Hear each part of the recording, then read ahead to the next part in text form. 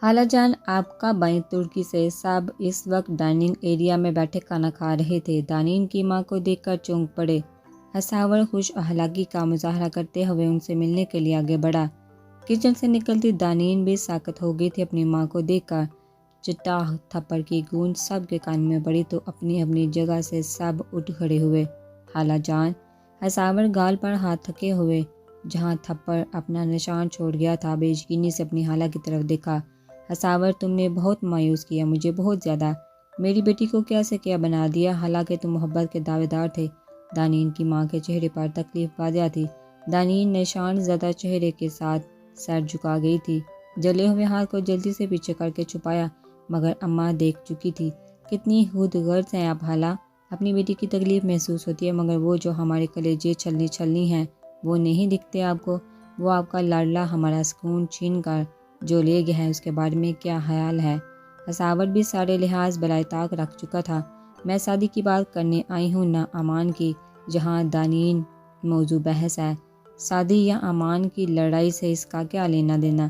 یہ تو تمہاری منگیتر تھی نا، اسے ہر حال میں تمہارے پاس آنا تھا، پھر تم نے کیوں سزا دے رہے ہو؟ اماں تکلیف اور افسوس سے اپنی بیٹی کو دیکھ رہی تھی جو مرجھایا ہوا پھول ہو گئی تھی۔ تو کیوں بھاگا آپ کا لاڈلا؟ اب یہی آپشن ہے میرے پاس، پل پل تڑپاؤں دانین کو اور پھر تو وہ بھاگا چلائے گا۔ وہ تو آج ایک اپنی بہن کی تکلیف دے کر محبت آنے پر مجبور کر دیتی ہے، مگر تم نہیں کر سکتے اس کی تکلیف محسوس؟ بہت افسوس کے ساتھ، مگر لعنت ہے تمہاری محبت پر۔ اماں کا بس نہ چلتا تھا حساور کو کہیں پھینک دے۔ محبت تو امان کے ساتھ ہی مر گئی خالہ۔ حساور کا لہجہ دھیما ہو گیا تھا۔ رخشندہ بابی کھا جانے والی نظر سے انہیں دیکھ رہی تھی۔ سائرہ کا اپنا خون کھول رہا تھا۔ سومو سر جھکے کرسی پر بیٹھی ٹیبل کو تک رہی تھی۔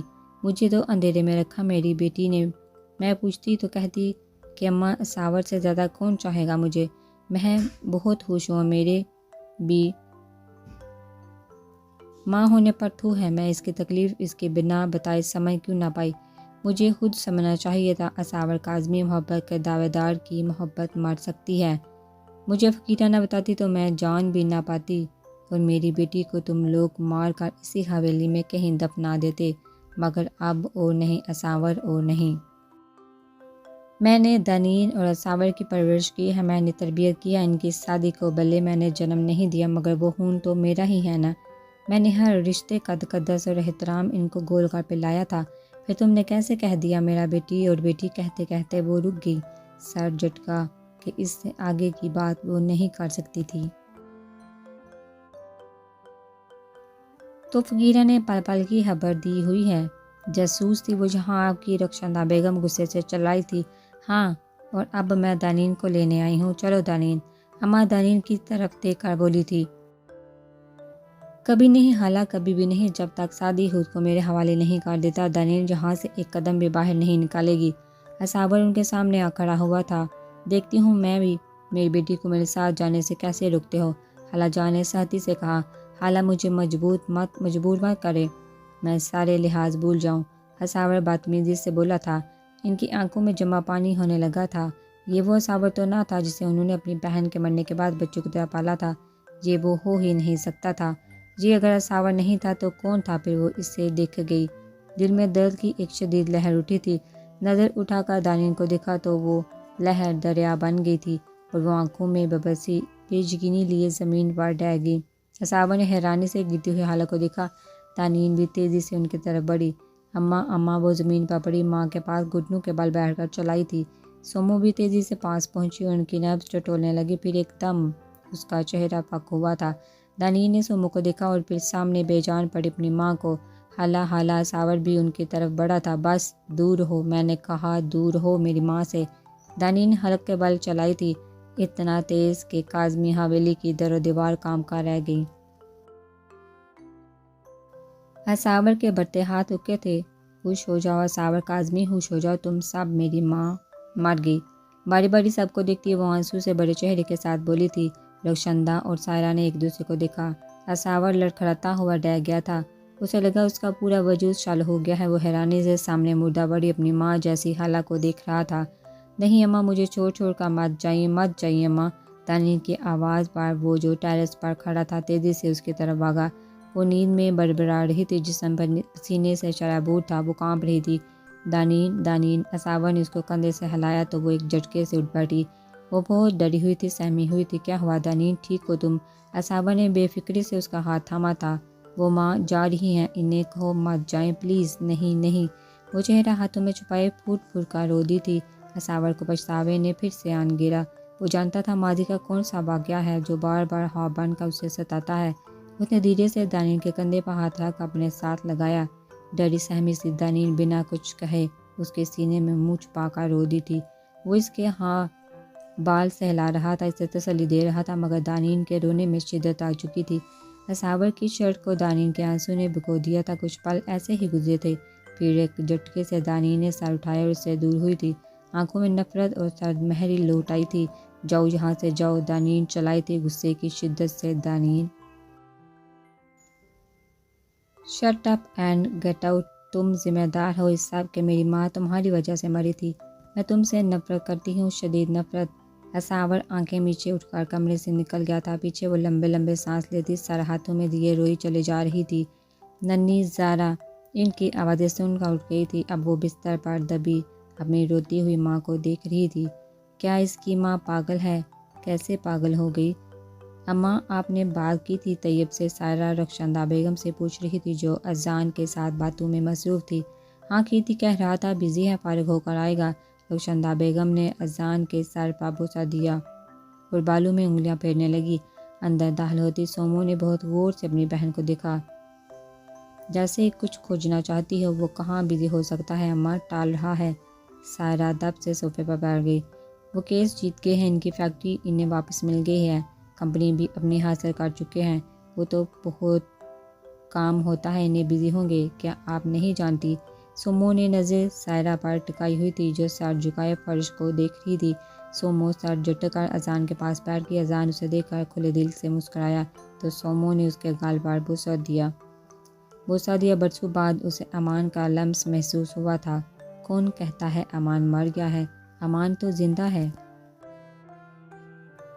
اذان کو دیکھتے سومو نے دل میں سوچا تھا، پتہ ہے مجھے وہ اپنا کاروبار واپس لے چکا ہے، مگر کیا وہ مجھے واپس لے جائے گا؟ سائرہ کی سوئی وہی اٹکی ہوئی تھی۔ میں نہیں جانتی ابھی طیب بھائی کیا سوچ رہے ہیں یا کیا فیصلہ کریں گے، مگر میں یہ ضرور جانتی ہوں برے وقتوں میں ساتھ جوڑ دینے والوں کو اچھے وقتوں میں پلٹ کر بھی نہیں دیکھا جاتا۔ جیون ساتھی وہ ہوتا ہے جو جیون بھر ساتھ رہے۔ ہوا کے زور پر چھت اڑنے کو ہو تو اپنے ساتھی کا ہاتھ تھام کر حوصلہ دلائے، طوفان آئے تو ہمت کا مظاہرہ کرے، ہر طرح کے حالات میں کہے کچھ بھی ہو جائے میں تمہارے ساتھ ہوں۔ مرد اپنی عورت کی سہولت کے لیے ہر سختی برداشت کرتا ہے، بدلے میں کیا چاہتا ہے؟ وہ بس اتنا، جب تھکا ہارا گھر واپس آئے تو اس کی عورت مسکراتے ہوئے اس کا استقبال کرے، وہ اس سے اپنی پریشانیاں بتائے تو وہ اس کا ہاتھ تھام لے مضبوطی سے، اور جب وہ کرائسس سے گزرے تو اس سے دھتکارے نہ بلکہ شانہ بہ شانہ اس کے ساتھ کھڑی ہو، کیونکہ ہر رات کے بعد صبح ہوتی ہے اور ایک جیون ساتھی میں یہ خوبیاں ہونی چاہیے۔ آپ کا شوہر ڈیزرو کرتا ہے یہ سب۔ آپ خود سے پوچھیں آپ نے کیا کیا ہے؟ سومو سائرہ کو سوچتے ہی چھوڑ کر کمرے سے نکل آئی تھی۔ سائرہ نے نظر اٹھا کر ماں کو دیکھا تو وہ نظر چرا گئی۔ اماں آپ نے کیوں نہ بتایا مجھے کیا صحیح ہے کیا غلط؟ اس کی آنکھوں میں بہت سے سوال تھے۔ سومو کو بھی تو ماں نے کچھ نہیں بتایا۔ وہ خود سب سمجھنے لگی، غلط اور صحیح کا فرق، قصور تو میرا ہے۔ بچے ماں باپ کی عادتیں لے کر پیدا ہوتے ہیں، وہ ماں باپ کی عادتیں اپناتے ہیں، چاہے پھر اچھی ہوں یا بری۔ سائرہ انہی لوگوں میں سے تھی۔ اس نے ماں کی عادتیں اپنا لی تھی۔ اس نے خود کو اتنا بلند کر لیا کہ دوسرے لوگ اسے چھوٹی مخلوق لگنے لگے تھے۔ اس نے ماں کی زبان کا زہر چڑھایا اور اس نے تلخی کا مکسچر بنا کر نگل لیا، اور وہ تلخی کا مکسچر وہ اب لوگوں کی زندگی میں گھولتی تھی۔ بعض اوقات ماں باپ زیادتی کر جاتے ہیں بچوں کے ساتھ، انہیں لاڈ پیار کر کے سب سے برتر کر کے، انہیں صحیح کو غلط اور غلط کو صحیح دکھا کے۔ جس کی جیب میں پیسہ ہے اس کے لیے سب جائز ہے، یہ بات بگاڑ پیدا کرتی ہے۔ ایک عورت پر پوری سوسائٹی ڈیپینڈ کرتی ہے۔ ایک عورت طے کرتی ہے اس کا معاشرہ کیسا ہوگا، پھر اس کی تربیت معاشرے کو اس کی سوچ کے رنگ میں ڈالتی ہے۔ اگر عورت منہ میں زہر لے کر پیدا پھرے گی تو کیسے معاشرہ زہر سے پاک ہوگا؟ معاشرہ عورت کے شعور، اس کی تربیت کا عکس ہوتا ہے۔ بعض اوقات کچھ لوگ اپنے اندر شعور کی ایک ننھی سی کمپا لے کر پیدا ہوتے ہیں پھر ان کا دماغ ڈیسائیڈ کرتا ہے کمپل کو درخت بنانا ہے یا سکھا دینا ہے۔ زائرہ کاظمی عرف سومو اور امان اللہ کاظمی بھی انہی لوگوں میں سے تھے۔ وہ شعور رکھتے تھے، اس سے بھی بہتر شاید وہ اپنے اندر محبت رکھتے تھے۔ یہ کاظمی حویلی کے 3 پھول تھے جنہیں کھلنا تھا، مگر کمرے میں سکوت چھایا ہوا تھا، گہرا سکوت۔ ایسے میں اصاور کی سانسوں کے چلنے کی آوازیں آ رہی تھی۔ دم گھٹنے کی وجہ سے وہ زور زور سے سانس لینے لگتا تھا اور اس کا یہ دم پچھلے کئی دنوں سے گھٹ رہا تھا۔ بچیوں اور دانین کا دور ہونے کا احساس بہت جان لیوا تھا۔ اصاور نے اٹھ کر کھڑکی کے پٹ واقعے کہ وہ دم گھٹنے کی وجہ سے مر سکتا تھا۔ مجھے معاف کر دو اصاور، میں نے بہت زیادتی کر دی تیرے ساتھ۔ رخشندہ بیگم صوفے پر سر جھکائے بیٹھی تھی۔ اصاور سے نظریں ملانے کی ان میں ہمت نہیں تھی۔ انسان اپنے اچھے اور برے فعل کا خود ذمہ دار ہوتا ہے، کوئی بھی آپ پر زیادتی نہیں کر سکتا، اور میں انہی لوگوں میں سے ہوں۔ اصاور پلٹا نہیں تھا، وہ ہنوز باہر ہی دیکھ رہا تھا جہاں زارا اور سارا سومو اور سادی کے ساتھ کھیل رہی تھی۔ زارا بینچ پہ کسی بات پر کھلکھلا اٹھی تھی اور یہ پہلی بار تھا اس نے زارا کو یوں ہنستے ہوئے دیکھا تھا۔ سیاہ بالوں کی چوٹی بنائے، بازو کے نیچے بال پکڑے ہوئے، اس سے بہت جانی پہچانی سی لگی تھی۔ بات کرتے ہوئے وہ 2 انگلیوں سے آنکھ کا کونا چھو کر ٹیڑھی نظر سے دیکھتی تھی۔ اصاور کو جھٹکا لگا تھا، وہ زارا نہیں تھی، وہ تو اس کا بچپن تھا۔ ٹیٹو اس کی قابض سے وہ کبھی کبھی کسی سے مشابہت رکھنے لگتی تھی، مگر وہ غور نہیں کر پاتا تھا۔ سارا نے اس کے بغل میں رکھی بال کو زور کا مکہ مارا تو وہ تھوڑی دور کیاری میں جا گری۔ زارا غصے سے سارا کو دیکھتی کیاری کی طرف بال لانے گئی تھی۔ اصاور کو ایک اور جھٹکا لگا تھا، وہ غصے میں ایک آئی برو کو اونچا کر کے بالکل اسی کی طرح دیکھتی تھی۔ چال بھی ایک دم اصاور کے جیسی تھی۔ اصاور کی سانسیں دھونگنی کی مانند چلنے لگی تھی۔ اس نے کھڑکی زور سے بند کی اور پانی کا گلاس منہ سے لگاتے وہ صوفے پر ڈہ گیا۔ رخشندہ بیگم نے حیرانی سے اسے دیکھا، جس کے چہرے کی ہوائیاں اڑی ہوئی تھی۔ کسی نے اس سے کہا تھا، اولاد کے وجود میں پنہاں سبز موسموں کو والدین کی اعمال کی دھوپ جھلسا دیتی ہے اور پھر وہ جھلسے بچے قیامتیں لاتے ہیں۔ وہ اس سوچ کو جھٹکنے لگا تھا، وہ میرے جیسی ہے، کیا وہ سچ میں میری جیسی ہوگی؟ اصاور کا چہرہ دھواں ہو رہا تھا۔ وہ اٹھا اور تقریباً بھاگتے ہوئے ہی باہر نکلا تھا۔ رخشندہ بیگم اس کی بدحواسی کی وجہ نہ جان پا رہی تھی۔ میں نے ناکردہ گناہوں کی سزا دانین کو دی، اب کیا میرے گناہ نہیں؟ وہ سوچو کو جھٹکتا باہر لان میں آیا۔ سارا اس کو دیکھتے ہی دوڑ کر پاس چلی گئی۔ سومو اور سادی بھی ان کی طرف متوجہ ہوئے۔ زارا بیٹا ادھر آؤ۔ اصاور نے جھک کر سارا کو گود میں بٹھایا اور اب وہ زارا کو پکار رہا تھا مسکراتے ہوئے۔ سادی اور سومو بھی مسکرا کر ان دونوں کو دیکھ رہے تھے، مگر زارا کے سرد ہوتے تاثرات صرف اصاور دیکھ پایا تھا۔ بال کو سر پر پھینکتی، آئی برو ریز کر کے ترچھی نظر سے دیکھتی زارا اندر کی طرف بھاگ گئی تھی۔ سادی اور سومو کی مسکراہٹ سمٹی۔ اصاور نے ایک کرب اپنے رگ و جاں میں اترتا محسوس کیا تھا۔ کیا وہ واقعی میری جیسی ہے؟ بند آنکھوں کے ساتھ اس نے سوچا تھا، تبھی گال پر کسی کا لمس محسوس کر کے اس نے آنکھیں کھولی۔ آئی لو یو بابا۔ سارا اس کے گال پر بوسہ دیتے ہوئے بولی، آئی لو یو ٹو بابا کی جان۔ اصاور نے تمام سوچوں کو جھٹکتے سارا کو مسکرا کر دیکھا اور اندر اپنے کمرے کی کھڑکی میں کھڑی دانین نے یہ سارا منظر دیکھا تھا۔ اب اس کا دھواں ہوتا چہرہ دیکھا جا سکتا تھا۔ کیا سارا اپنے باپ کو چھوڑ کر میرے ساتھ نہیں جائے گی؟ وہ کھڑکی سے ہٹ گئی اور گہرے گہرے سانس لینے لگی۔ اگر ایسا ہوا تو میں کیا کروں گی؟ تکلیف کی شدت سے اس نے آنکھیں بند کر لی تھی۔ اسے فیصلہ کرنا تھا اور فیصلے کی گھڑی بہت کٹھن ہوتی ہے۔ ہاں، فیصلہ کرنا، موت کی شاہراہ پر چلنا ہے۔ وہ سر ہاتھوں میں لیے صوفے پر بے دم سی بیٹھی تھی۔ دروازہ کھلنے کے بعد پر سر اٹھا کر دیکھا اور وہ پھر سے اپنی پوزیشن میں بیٹھ گئی۔ قدموں کے چاپ اسے اپنے قریب محسوس ہوئی۔ وہ اس کے پاس آ کر رک گیا تھا، پھر دانین کے گھٹنوں پر ہاتھ رکھ کر اس کے پاس کارپیٹ پر بیٹھ گیا۔ دانین ہلی نہیں تھی، وہ اسی پوزیشن میں سر ہاتھوں میں لیے بیٹھی تھی۔ دانین سومو نے مجھے کہا تھا میں محبت ڈیزرو نہیں کرتا۔ واقعی یار میں محبت ڈیزرو نہیں کرتا۔ اس نے کہا تھا مجھے ڈرنا چاہیے، اور یار میں آج ڈر گیا ہوں بہت زیادہ۔ وہ رو رہا تھا، اساور کاظمی رو رہا تھا۔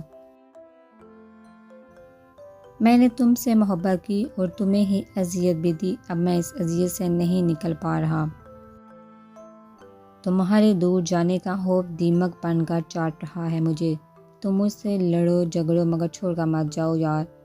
آنسو اس کا چہرہ بھگو رہے تھے۔ تم نے بہت تکلیف دی، مجھے بہت اذیت دی۔ زندگی 2 ماہ پہلے تمہیں سچ کا سامنا کروا دیتی اور تم آ کر مجھ سے معافی مانگ لیتے تو تھوڑا روتی، تم سے جھگڑتی اور پھر تمہارے سینے میں خود کو چھپا لیتی، اور پھر ساری زندگی ہم ساتھ رہتے کیونکہ تم نے مجھے اذیت دی مگر میری جگہ کسی کو نہیں دی، اور پھر تم نے میری جگہ کسی کو دے دی تو اس دن تم پورے دل سے اتر گئے۔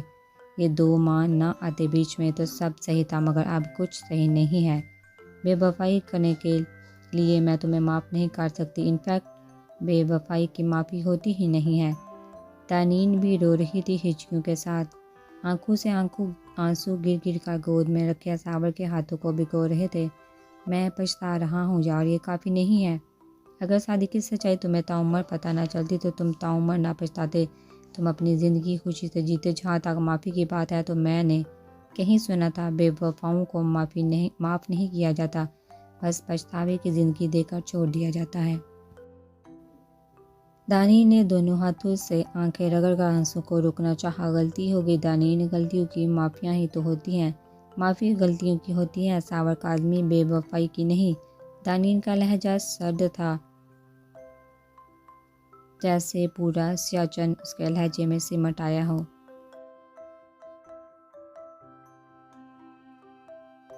بے وفائی بھی تو غلطی ہوتی ہے، اساور نے کمزور سی دلیل دینی چاہی۔ نہیں، بے وفائی غلطی نہیں ہوتی، بے وفائی گناہ ہوتی ہے۔ دانین نے اس کے ہاتھ اپنے گھٹنوں سے جھٹک کر اس سے فاصلہ رکھنا چاہا۔ گناہ ہو گیا یار، مانتا ہوں، تم بھی مان لو۔ گناہوں کے کفارے ہوتے ہیں دانین، میں کفارہ ادا کروں گا۔ اساور نے دانین کے دونوں ہاتھ تھامے۔ تو کر دو ادا کفارہ، مجھے طلاق دے دو۔ نہ بھی دو تو کوئی مسئلہ نہیں، پر میں مزید تمہارے ساتھ نہیں رہ سکتی۔ بے وفاؤں کی صحبت خطرناک ہو سکتی ہے۔ دانین بس کر دو۔ اساور ہم دونوں کے لیے یہی بہتر ہے کہ راضی اور خوشی ایک دوسرے سے الگ ہو جائیں، ورنہ اس الگ ہونے کی گونج ایک زمانہ یاد رکھے گا۔ دانین فیصلہ کر چکی تھی، چاہے فیصلہ موت کی شاہراہ ہو۔ اساور نے بے بسی سے سر دانین کی گود میں رکھ دیا۔ اس کے آنسو دانین کی گود گیلی کرنے لگے تھے۔ فیصلہ ہو گیا تھا، ان دونوں کو الگ ہو جانا تھا، ایک دوسرے سے راضی اور خوشی۔ دانین کے آنسو بھی روانی پکڑ رہے تھے، دونوں پھوٹ پھوٹ کر رو رہے تھے مگر وہ ایک دوسرے کے آنسو نہیں صاف کر سکتے تھے۔ دانین نے اپنا سر اپنی گود میں رکھے اساور کے سر پر رکھ دیا۔ دونوں کے آنسو مزید شدت سے بہہ رہے تھے۔ بے وفائی میں معافی نہیں ہوتی، جدائی لازم ہوتی ہے۔ کیوم رانا پڑھائی کے سلسلے میں ترکی گئے تھے، پھر پڑھائی کے بعد اپنے کلاس فیلو سے شادی کر کے وہیں اپنی چھوٹی سی دنیا بسا لی تھی۔ ان کی 2 بیٹیاں تھیں، راشدہ، جمشید، دانین اور ثانیہ کی ماں، اور ساجدہ کاظمیہ اساور اور ناظم کی ماں تھی۔ وہ ایک بیٹا رئیس رانا سعید رانا کے والد تھا۔ رئیس رانا سعید کے والد کی شادی اس کی خالہ زاد سے ہو گئی تھی، جو اپنے ماں باپ کے انتقال کے بعد ان کے پاس ہی رہتی تھی۔ شادی کے 2 سال بعد ان کے ہاں سعدی کی پیدائش ہوئی تھی۔ پھر کچھ حادثہ ہوا کہ سعدی کے ماں باپ انتقال کر گئے۔ وہ حادثہ نہیں، قتل تھا۔ یہ بات تب پتہ چلی جب سعدی کے گھر پر کسی نے قبضہ کر لیا۔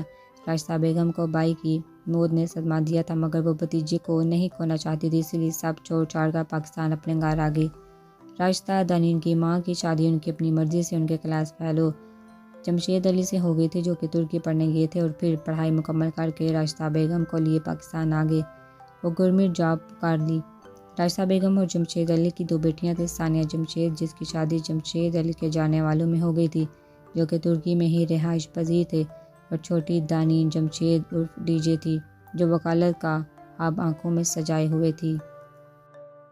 جمشید علی کی جان دانین اور سعدی میں بسنے لگی تھی، اور وہ ان کے خوابوں کو پورا کرنے کے لیے ان کے ساتھ کھڑے تھے۔ پھر ایک دن ہارٹ اٹیک سے وہ مر گئے۔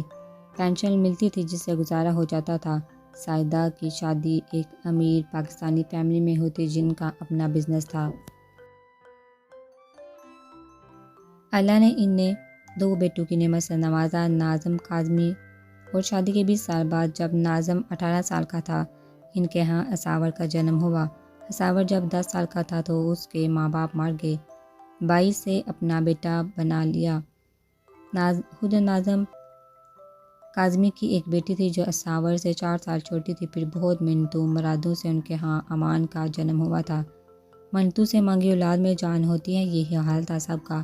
امان ان کے گھر کا لاڈلا تھا، پھر اس کا پیار بانٹتے زائرہ آ گئی۔ وہ ہنسی مسکراتی زندگی کو جینے والی فیملی تھی۔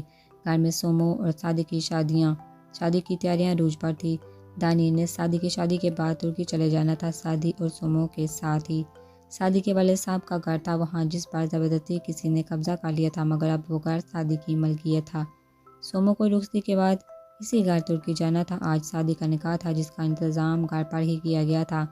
اسٹیج کو بہت خوبصورتی سے لال اور سفید پھولوں سے سجا دیا گیا تھا، جس پر ہلکے گلابی رنگ کی میکسی پہنے سومو بیٹھی ہوئی تھی اور ساتھ سفید شیروانی پہنے سادی بیٹھا ہوا مسکرا رہا تھا۔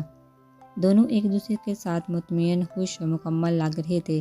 سائرہ بار بار گیٹ کی طرف دیکھ رہی تھی، اسے طیب کا بہت شدت سے انتظار تھا، اور انتظار سولی پر لٹکاتا ہے۔ اساور ہاتھ میں پھل پکڑے ادھر ادھر نظریں گھمائے دانین کو ڈھونڈ رہا تھا۔ زارا اور تارا سومو اور سادی کے پاس بیٹھی ہوئی تھی۔ اینا رخشندہ بیگم کے ساتھ مہمانوں سے مل رہی تھی۔ اذان سائرہ سے باتیں کرتا اس کا دھیان بٹا رہا تھا۔ سب تھے وہاں، صرف دانین نہیں تھی۔ وہ فائل تھامے اپنے کمرے کی طرف بڑا جانتا تھا، دانین کہیں نہیں ہے تو وہ وہیں ہوگی۔ دروازہ کھولتا وہ اندر داخل ہوا۔ دانین گرے کلر کی میکسی پہنے، بالوں کو پشت پر کھلا چھوڑے، میچنگ جویلری پہنے بہت سے بھی بہت خوبصورت لگ رہی تھی۔ ایک نظر اساور پر ڈال کر وہ پھر سے اپنا دوپٹہ سر کرنے لگی۔ اساور تو وہیں کھڑا اسے مبہوت سا دیکھ گیا، پھر قدم قدم چلتا اس کی پشت پر کھڑا ہوا۔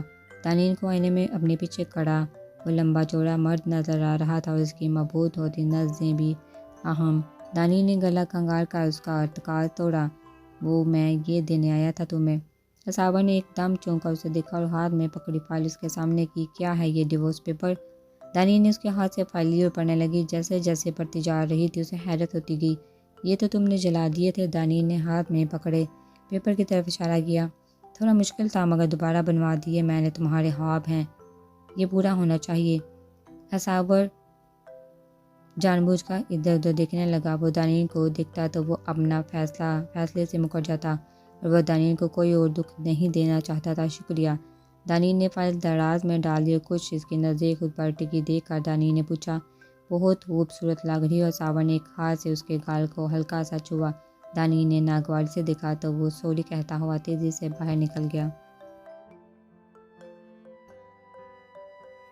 سائرہ کا انتظار جب تھکنے لگا تو وہ آ گیا، اس کا طیب آ گیا۔ اس کے ساتھ ایک سج دج کر سر جھکائے سفید لانگ فراق میں ملبوس لڑکی چلی آ رہی تھی۔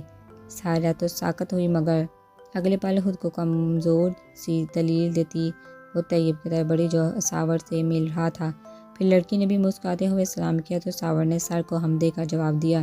وہ سب سے مل رہا تھا، اسے نظر انداز کر کے، اور یہ بات اسے کھا رہی تھی۔ نکاح کی تقریب ختم ہوئی، مہمان کم ہوئے تو سب گھر والوں کو اکٹھا ہونے کا موقع ملا تھا۔ طیب تمہارے ساتھ یہ لڑکی کون ہے؟ سب ایک ٹیبل کے گرد بیٹھے کھانا کھا رہے تھے جب مہمانوں کو رخصت کر کے سائرہ اس کے سر پر پہنچ گئی۔ میری بیوی، طیب نے بے نیازی سے کہا تھا۔ سائرہ شل ہوئی۔ سومو نے دواں دواں ہوتی اپنی بہن کو دیکھا اور پھر سے اپنی پلیٹ میں جھک گئی۔ دانین زارا کو کھانا کھلا رہی تھی، پل بھر کو رکی اور پھر سے کھانا کھلانے لگی۔ اساور چکن پیس کا ٹکڑا توڑ کر سارا کو کھلانے لگا۔ رخشندہ بیگم نے نظریں چڑھائی تھی۔ کیا یہاں بیٹھا کوئی نفوس نہیں جانتا تھا؟ نہیں، سب جانتے تھے، اب رک کے سائرہ کا ری ایکشن دیکھنے کے لیے تھے۔ سائرہ نے ایک نظر طیبہ ڈالی اور پھر ساتھ بیٹھی معصوم سے نقوش والی اس کی بیوی پر، جو پزل ہوتے ہوئے مسلسل اپنی انگلیاں چٹا رہی تھی۔ میں نے اماں کو مجبور کیا تھا کہ وہ اساور چاچو کی شادی کروا دیں۔ تمہاری تکلیف آج محسوس ہوئی دانین، جو ظلم تم پر کیا اس کی سزا ہے یہ نہ تمہاری بد دعا ہے۔ سائرہ کی آنکھوں سے آنسو بہنے لگے تھے۔ کاجل کی پتلی سی لکیر اس کے گال پر آ ٹھہری۔ میں بدوا نہیں دیتی سارا، اماں کہتی تھی بدوا دشمن کو بھی نہ دو، تم دشمن تو نہیں ہو میری۔ دانین کے لہجے میں سارا کے لیے واقعی کوئی نفرت نہیں تھی۔ مجھے تم سے کوئی شکوہ نہیں ہے طیب، سومو نے ٹھیک کہا تھا، جو تم ڈیزرو کرتے ہو وہ میں نہیں دے سکتی، میں محبت ڈیزرو نہیں کرتی۔ سارا میری بات، طیب نے کچھ کہنا چاہا تھا۔ نہیں طیب تم خوش رہو، تم نے ٹھیک کیا، بالکل ٹھیک، بڑی ہوئی آواز میں کہتی وہ اندر کی طرف بھاگ گئی جہاں بیٹھ کر وہ پھول پھول کر رونا چاہتی تھی۔ کاظمی حویلی میں سوگواریت چھائی ہوئی تھی، شادی کے ہنگامے ختم ہو چکے تھے، سب مہمان اپنے گھروں کو رخصت ہو گئے تھے، اب مسافر بھی اپنی منزل کو روانہ ہونے کے لیے تیار تھے۔ دانین بچہ کچا سامان پیک کر رہی تھی، زارا پاس ہی بیٹھی دانین کی ساری کارروائی دیکھ رہی تھی۔ سارا وہاں نہیں تھی اور دانین جانتی تھی وہ کہاں ہوگی، ہساور سے چمٹی بیٹھی ہوگی کہیں۔ بیگ سائڈ پر رکھتی وہ سارا کی چیزیں سمیٹ کر اکٹھی کرنے لگی تھی۔ ماما سارا نہیں جائے گی ہمارے ساتھ؟ زارا کو صرف سارا کی فکر ہو رہی تھی جو اکثر ہی ہوتی تھی۔ نہیں بیٹا وہ یہیں رہے گی، دانین نے کرب سے آنکھیں میچ لی۔ آنسو کو حلق میں دھکیلا، زارا کے سامنے رونا نہیں چاہتی تھی مگر اس کی ممتا تڑپ رہی تھی۔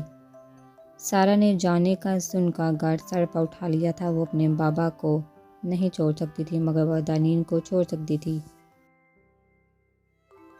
زارا اب چپ چاپ بیٹھی ماں کا چہرہ پڑھ رہی تھی، وہ اکثر یہی کرتی تھی۔ تبھی دروازہ کھلا تھا، لال آنکھیں لیے ہساور اندر داخل ہوا، زارا کو دیکھ کر پھیکا سا مسکرایا تھا۔ صوفے پر بیٹھی زارا ترچھی نظر سے اسے دیکھتی دروازہ کھول کر کمرے سے چلی گئی تھی۔ ہساور نے صدمے سے اسے جاتا دیکھا، اس کے اندر کے وہمیں اسے کاٹ رہے تھے۔ دانین ڈریسنگ مرر کے سامنے جھکی دراز سے کچھ نکال رہی تھی، ہساور قدم قدم چلتا اس کے پاس آ کر رک گیا مگر دانین نے کوئی نوٹس نہیں لیا اور سیدھی ہو کر اپنا ضروری سامان اٹھانے لگی۔ ہساور اسی کو دیکھ رہا تھا، یک ٹک نظریں جمائے مگر دانین مسلسل نظر انداز کر رہی تھی۔ ہساور نے پیچھے سے بازو دانین کے گرد حمال کر کے اسے اپنے بازو کے حصار میں لے کر سر اس کے کندھے پر ٹکا دیا۔ دانین اس کی جرأت پر سن ہی تو ہو گئی تھی، وہ دونوں ہمیشہ کے لیے ایک دوسرے سے الگ ہو رہے تھے اور ہساور کو رومانس سوچ رہا تھا۔ دانین کا سکتہ ٹوٹا تو اس نے بے ہد ہوتے ہساور کے حصار سے زور لگا کر خود کو آزاد کیا۔ ہساور نے پلکیں جھپکائی جیسے ہوش میں آیا ہو۔ دانین تیز نظر سے اسے دیکھتی ہاتھ میں پکڑی اشیاء لیے بیڈ پر پڑے اپنے سوٹکیس کی طرف بڑھی۔ دانین سوری یار پلیز، ہساور نے باقاعدہ ہاتھ جوڑے تھے، بے وفائی کے بہت سے موقع تمہیں فراہم کیے جاتے اور تم ان موقعوں کو ضائع کر دیتے، تب میں کہتی اٹس اوکے، کیونکہ محبت میں چور کھایا دل کسی سوری کے جواب میں اٹس اوکے نہیں کہتا۔ کیونکہ محبت میں چور کھایا دل کسی سوری کے جواب میں اٹس اوکے نہیں کہتا۔ محبوب کی گلی سے چور کھا کے نکلے تو پلٹ کر نہیں دیکھتا۔ دانین ہنوز بیگ پر جھکی ہوئی تھی اور ہساور کو نہیں دیکھ رہی تھی، شاید دیکھنا نہیں چاہتی تھی۔ دانین ہم ماضی کو اپنی محبت پر آئی مصیبت جان کر بھول بھی تو سکتے ہیں، ہساور آہستہ سے کہتا، تمہاری میری محبت بھی تو ماضی ہے۔ دانین نے رکا اس کی طرف دیکھا اور مصیبت تو واقعی آئی تھی محبت پر، اور مصیبت اس لیے آتی ہے ہم ظرف لوگ محبت نہ کرتے پھرے 10 سال بعد۔ اسکول سے آ کر اس نے بیگ صوفے پر پٹھا اور یونیفارم میں ہی جوتوں سمیت لیپ ٹاپ لیے بیڈ پر بیٹھ گئی۔ وہ 13-14 سال کی گوری رنگت والی بچی تھی، بالوں کی اونچی پونی بنائے وہ بہت اچھی لگ رہی تھی۔ لیپ ٹاپ پر وہ تیزی سے کچھ ٹائپ کرنے لگی، تھوڑی دیر میں اسکرین میں تیز روشنی اور سامنے کسی کا اکاؤنٹ دکھائی دینے لگا، ہساور کاظمی۔ اکاؤنٹ پر لکھے نام پر اس نے کلک کیا اور تصویر دیکھنے لگی، school function, parties, birth day, hotelling اور سیر و سیاحت کی بہت ساری تصویریں کھلتی گئی تھی۔ اس کی ہم عمر ہی ایک لڑکی ہساور کے ساتھ ہر جگہ دکھائی دے رہی تھی، مسکراتے ہوئے خوش، شاید بہت خوش۔ اس کے اندر بہت کچھ ٹوٹا تھا۔ آئی برو اونچا کیے وہ ترچھی نظر سے سکرولنگ کرتی تمام تصویریں دیکھ رہی تھی۔ ایک دم سے اس کی آنکھیں جلنے لگی تھی، سائڈ اسکرین کی گئی تیز روشنی سے یا اس لڑکی کی مسکراہٹ سے۔ زارا کہاں ہے آپ بیٹا؟ دانین کی آواز پر اس نے ایک سلگتی ہوئی نظر ہساور کے مسکراتے چہرے پر ڈالی، اس نظر میں بہت کچھ تھا جو بیان سے باہر تھا۔